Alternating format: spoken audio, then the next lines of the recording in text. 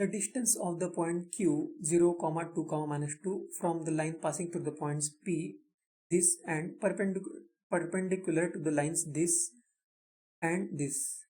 तो हमें एक पॉइंट Q दिया है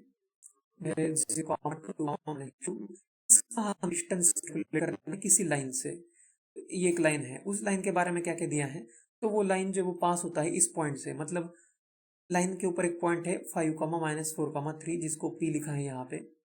और क्या बताया लाइन के बारे में कि वो लाइन जो वो परपेंडिकुलर है इन दोनों लाइन के, तो दो लाइंस के परपेंडिकुलर है, तो इससे हम क्या पता कर सकते हैं, इससे हम P का डायरेक्शन रेशियो पता कर सकते हैं।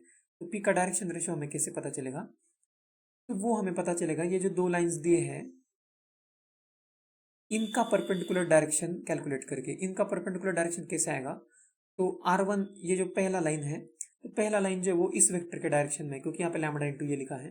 दूसरा लाइन जो है वो म्यू इंटू ये, तो इस वेक्टर के डायरेक्शन में है। इन दोनों वेक्टर का अगर क्रॉस प्रोडक्ट करेंगे तो इन दोनों वेक्टर को परपेंडिकुलर डायरेक्शन मिलेगा और उसी डायरेक्शन में ये लाइन भी होगा। तो इसलिए हम पहले तो इन दोनों का क्रॉस प्रोडक्ट कैलकुलेट कर सकते हैं। 3, 5 -1 3 और 2, इसका जब क्रॉस प्रोडक्ट कैलकुलेट करेंगे तो हमें ये जो लाइन है इसके डायरेक्शन रेशियोज पता चल जाएंगे, या फिर इस लाइन में एक वेक्टर मिल जाएगा। तो इसका आंसर आएगा 6 -15 आई कैप। 6 -15 आई कैप, इसका मीनिंग है कि -9 आई कैप।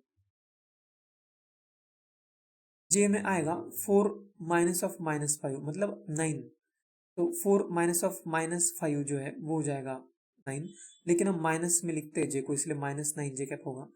के का आंसर क्या आएगा 6 -3, तो 6 -3 6 + 3 हो जाएगा 9 हो जाएगा, +9 के कैप।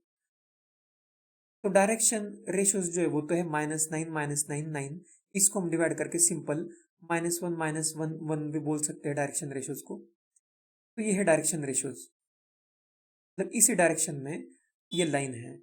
आई जे के जोड़ेंगे तो हम ये भी बोल सकते हैं कि -i cap -j cap +k cap, इस वेक्टर के डायरेक्शन में जो है ये लाइन है।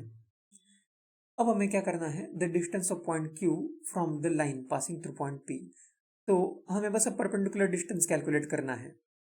ये परपेंडिकुलर डिस्टेंस कैसे आएगा, तो इसके लिए हम ये कर सकते हैं, बहुत सारे मेथड्स होते हैं। हम ये भी कर सकते हैं, इन जनरल एक पॉइंट लिखेंगे इस लाइन के ऊपर, तो वो पॉइंट हम कैसे लिख सकते हैं, इस लाइन का पहले हम इक्वेशन लिखेंगे, वो हम इस तरह से लिख सकते हैं।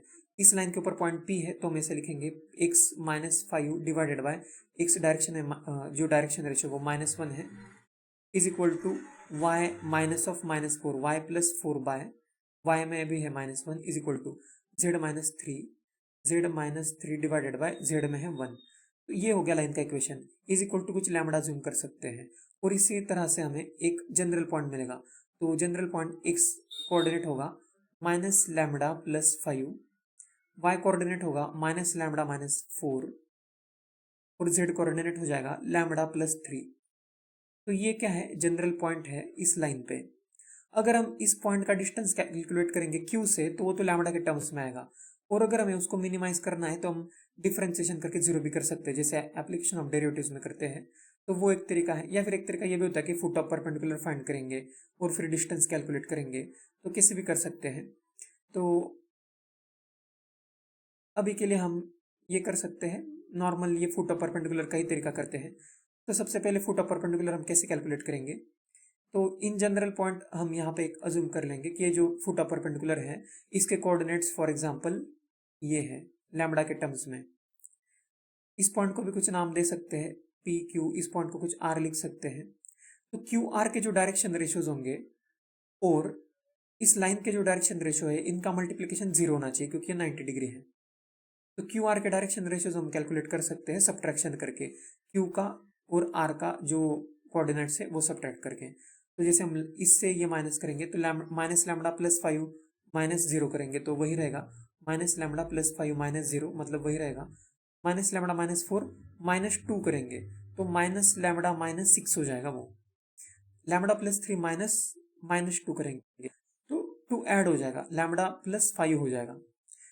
तो ये डायरेक्शन रेशियो हो गया क्यू आर का, उसको मल्टीप्लाई करेंगे इस लाइन के डायरेक्शन रेशियो से जो है -1 इसका मतलब है -1 और +1।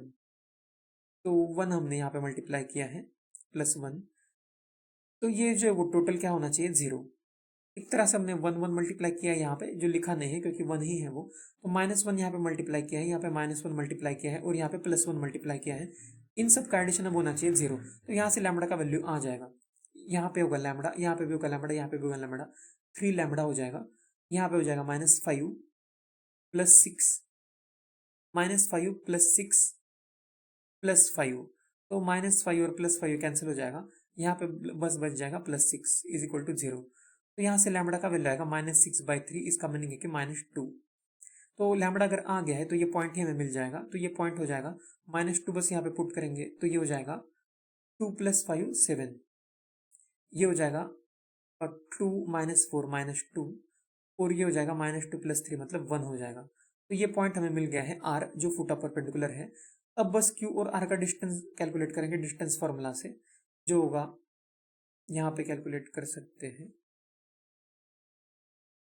तो √7 - 0 का स्क्वायर होता है 7 का स्क्वायर, -2 -2 का स्क्वायर मतलब -4 का स्क्वायर, जो हो जाएगा 16, 1 -2 का स्क्वायर मतलब 3 का स्क्वायर, जो हो जाएगा 9।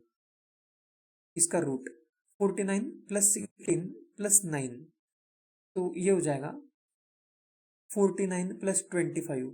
49 + 25 अगर कैलकुलेट करेंगे तो ये हो जाएगा 74, तो √74 आएगा फाइनल आंसर। इसलिए इस क्वेश्चन का आंसर होगा ऑप्शन डी, √74।